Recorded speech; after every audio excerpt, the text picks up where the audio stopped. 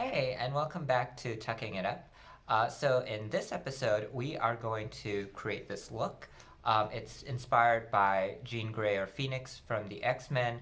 I didn't want to go with the sort of just the fiery colors, right, that you might expect when you hear the name Phoenix. Um, I wanted to base it more on her costume colors, and so I took some greens, reds, golds, put them together, and this is what I ended up with. So if you'd like to know how I got here, please keep on watching. So I've already done my base, and if you're interested in how I did that, you can watch my first video, but it's kind of my basic base, which is not very strong, again, because today it's going to be, even despite the fact that I'm using, I guess, a lot of rather strong colors, I think it's going to be relatively muted and relatively like blended. It's not going to be super, super dramatic, at least by my standards. So as you can see from my brows, they're pretty straight. There's not much of an arch to them. And then on the left side, I have some sparse hairs here. So what I'm going to do is I'm just going to kind of define the shape a little bit more, add a little bit of a tail that arches downward, just to give that impression of more of an arch.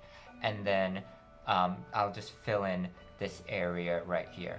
And for my brows, I like to keep it relatively simple. So I'm just going to actually just use a kohl pencil. In this case, this is from Rimmel, just like one of their black kohl pencils, nothing special. And then I like that because it does last for quite a while, and it's a nice kind of cool tone black. Once you shirt out, it's almost a bit more of a darker gray, and I think that works really well if you have black hair, black eyebrows that you're trying to fill in.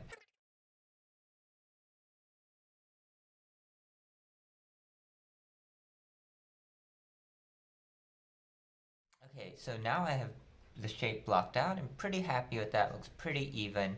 So I'm going to go ahead and start filling it in.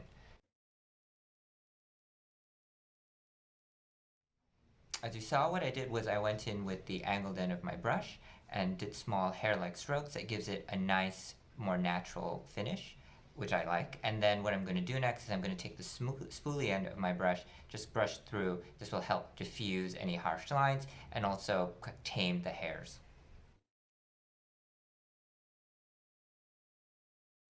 And there you have it. I think that's my brows more or less done. With that done, let's go ahead and get started with the eyes. Like I said, we're going to do kind of more of a gold, green, red sort of storyline today. And the final shape I want to do kind of a little bit rounder. It'll be a little bit smoky because I find smoky eyes tend to work best on me. I have monolids, and so it's more difficult for me to do something like a cut crease without covering my eyebrows and all of that jazz. But yeah, smoky eye tends to work really well on me. It just brings a lot of definition to my eyes and works well with my features. So to start off the eye look today, I'm going to use the Vega Flash Crayon from Hallberg. It's a nice kind of, got a little bit of glitter in it, but it's a nice olive green. And I'm going to use that on the outer corners to just darken up and provide a nice base for the eyeshadow that's going on later. So no need to be too careful with this step because what you're going to do now is I'm going to take this flat brush, quite dense synthetic brush, and just blend it out.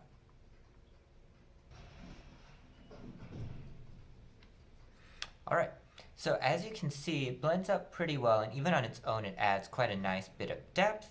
Now I'm just going to repeat that on the other side.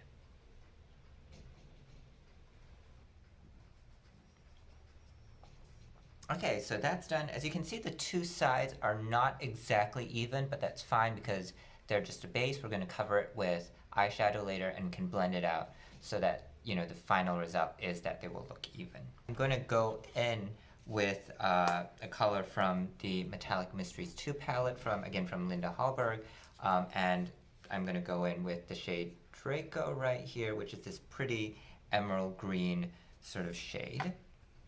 And to do that, I am just going to kind of pack it on first, and I'm just going to use, just a packer brush. This one's from Sonia G, but whatever packer brush you have will work just fine.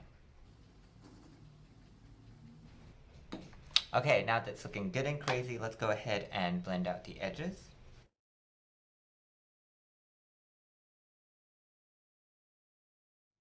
So like I said earlier, I wanted to do kind of more rounded shapes. So as you notice, when I blended it, I did more of a kind of, a rounded motion as opposed to pulling it out and up. I'm still going up a little bit, but again, more rounded. I'm going to go in with the red, and I think, again, today I'm going to go in with the red from the Metallic Mysteries palette, and and the red is this one right here, Arcturus. It's kind of a nice ruby. And again, I'm just going to take a flat packing brush and just pack it onto most of the lid, and then the inner corner of the lid, the very inner corner, I'll probably put the gold there.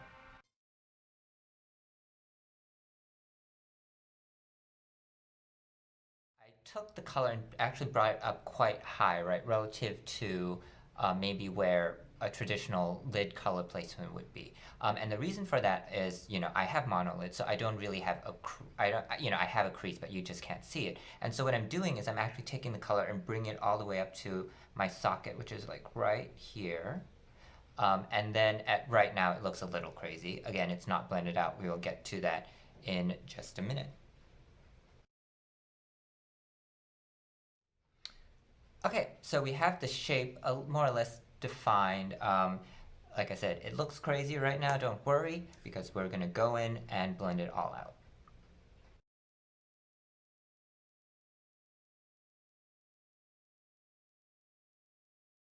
So I'm pretty happy with that blend. So the next step is I'm going to go in with a gold shade, and today I'm going to use Gold Standard from the new Mthershp Mega palette from Pat McGrath. I have several of her palettes. They're all really, really high quality. This one is no exception, right? It was a little quote unquote controversial, I think, when it was released because it's a little bit of a mishmash of different things, which it is. But because it is a mishmash of different things, what that means is that you can also create a lot of different looks from it. And all of the different shades, all of the different colors, all the different finishes, they actually play really well together. So I ended up really liking this palette despite my initial reservations. Okay, so that's the gold color in there now. It doesn't seem to be showing up really well on camera, but in person it's quite lovely. And now what I'm going to do is I'm just going to take my blending brush again, blend out the edges. Now that I've softened the edges of the gold, I'm going to go in with a transition shade, just soften everything and just tie it all together. And the shade I'm going to go in with is Tranquility. It's from the Golden Opulence palette, again from Pat McGrath. This is quite a nice shade for my skin tone to act as a transition. You don't really see it, but it does add a little bit of warmth, and again, it just helps blend everything, so it's much more, in the words of John McClane, seamless.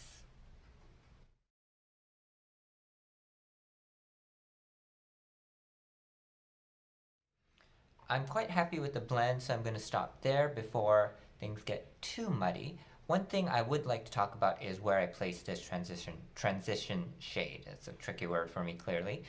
So I put it in my socket as opposed to my crease because, of course, you can't actually see my crease. And I think with monolids, if you do want to kind of do more of a transition color, that's kind of, at least I found, like for myself, that's where it works best. I noticed the green and the red, I'm not super, super happy with that blend. So I'm going to go ahead and blend that out a little bit. And the way I'm going to do that is with these metallic colors, a lot of the times they're sort of most strong and kind of like most glittery when used wet or when you use it with your finger. So I'm going to go in with my finger, reinforce that red, and then also at the same time kind of pat it into the green and help the blend that way.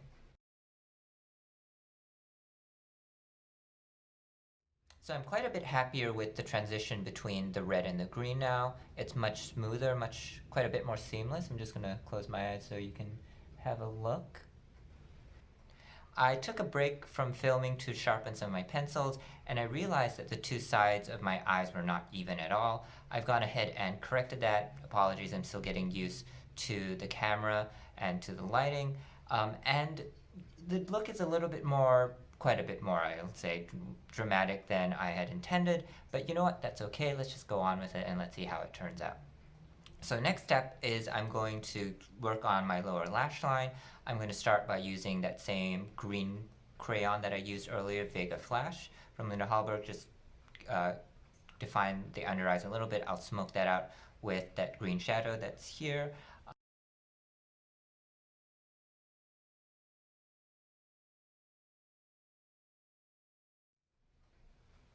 Okay, now that that's blended out, I'm going to put some gold right on just the inner part of the lower lash line just to tie everything up.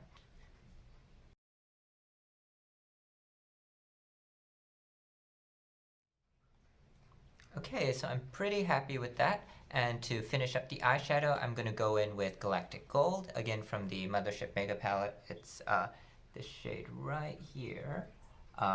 And just use that as a bit of a pop in the inner corner.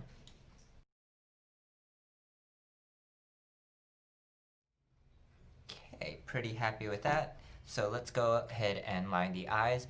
Because I don't have very much lid space because of the monolids, what I tend to do is I'll tight line a lot.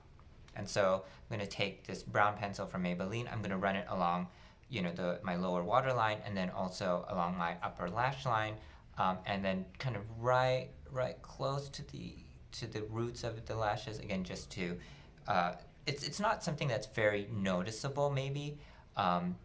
But it's not super visible, but it helps pull everything together and makes the eye look more finished, more complete.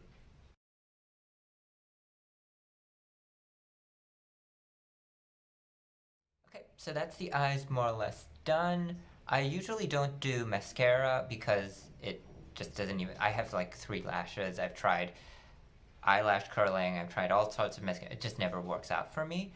Sometimes what I do like to do, if I want to emphasize my lashes a little bit more, is I'll take dark brown or some sort of dark shadow, and then put it on a really small angle brush, and then just really push it into the root of the lash line. It sort of has the same effect of tight lining. It just emphasizes it even more, and it does make my lashes look just a little bit more prominent. But I'm happy with the way this is going today, so I'm going to stop there and call it done for the eyes. So for the lips today, I'm going to use a combination of 2 shades. I'm going to go in with Flesh 3. I just have a mini version here from Pat McGrath, and then to kind of warm up that color a little bit more, because it's kind of more just rosier, and I think to go along with the red, it just needs to be warmed up a little bit. I'm going to use this more coral shade from NYX called Cactus Dreams. Okay, now time for Cactus Dreams. I'm just going to go ahead and concentrate it much more on the middle of the lip, because I don't want that coral sort of tint to overtake the entire look.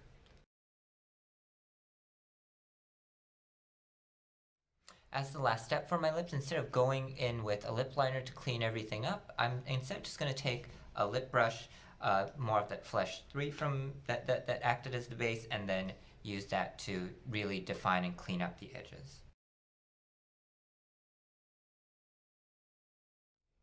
And I think this is today's look done. I'm quite happy with it. It turned out a little bit more dramatic than I thought it would be, but that's not necessarily a problem. I love this green. I think it works really well with my skin tone and with my eyes. I also like this lip color. I've sometimes struggled with pairing lip color with my eye looks, but I think in this case it turned out quite well. And of course, anytime I can use any sort of gold shade, I'm very happy.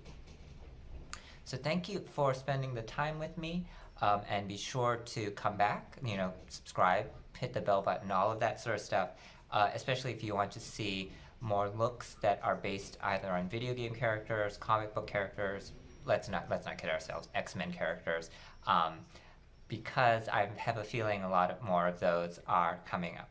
So thank you again, and I'll see you. Bye.